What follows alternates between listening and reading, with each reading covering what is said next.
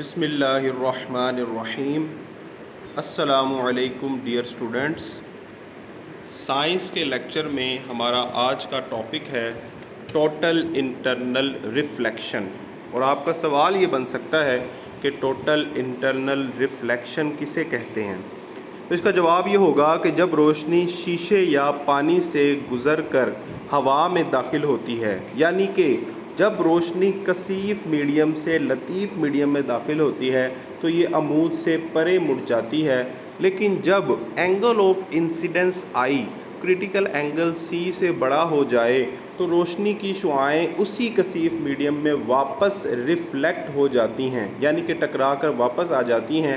اس مظہر کو total internal reflection کہتے ہیں، اور یہ مظہر پکچر میں آپ کو دکھایا گیا ہے۔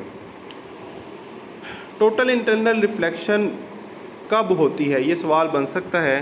تو اس کا جواب یہ ہمارے پاس 2 پوائنٹس ہیں۔ نمبر 1، روشنی کثیف میڈیم سے لطیف میڈیم میں داخل ہو رہی ہو۔ نمبر 2، تمام شعاعوں کا اینگل آف انسیڈنس اسی کثیف میڈیم کے کریٹیکل اینگل سے بڑا ہو، یعنی کہ اینگل سی جو ہے وہ بڑا ہو اینگل آئی سے۔ اگلا ٹاپک ہے ٹوٹل انٹرنل ریفلیکشن کے اطلاق، یعنی کہ application of total internal reflections. تو اس کو پڑھنے سے پہلے ہم بات کریں گے پرزم پہ۔ پرزم کیا ہوتا ہے یا پرزم کسے کہتے ہیں؟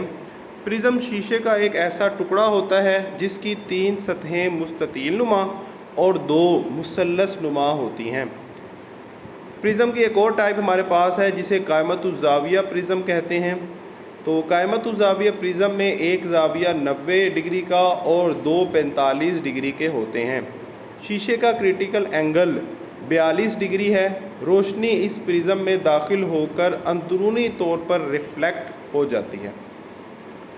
اب جو ٹوٹل انٹرنل ریفلیکشن کے اطلاق ہیں، اس میں ہمارے پاس 2 چیزیں ہیں۔ نمبر 1 دوربین اور نمبر 2 پیریسکوپ۔ تو دوربین کا کویشچن یہ بن سکتا ہے کہ دوربین کسے کہتے ہیں، یا پھر دوربین کیسے کام کرتی ہے؟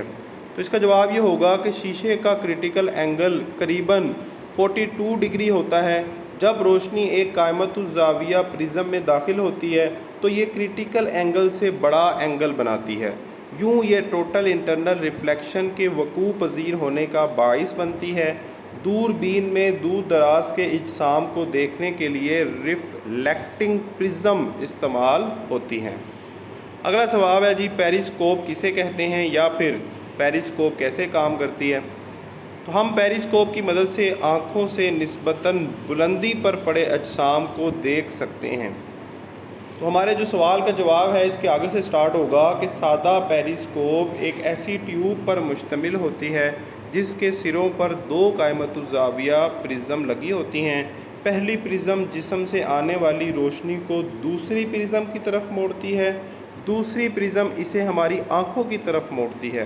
قائمۃ الزاویہ پرزم ٹوٹل انٹرنل ریفلیکشن کا اصول استعمال کرتی ہیں۔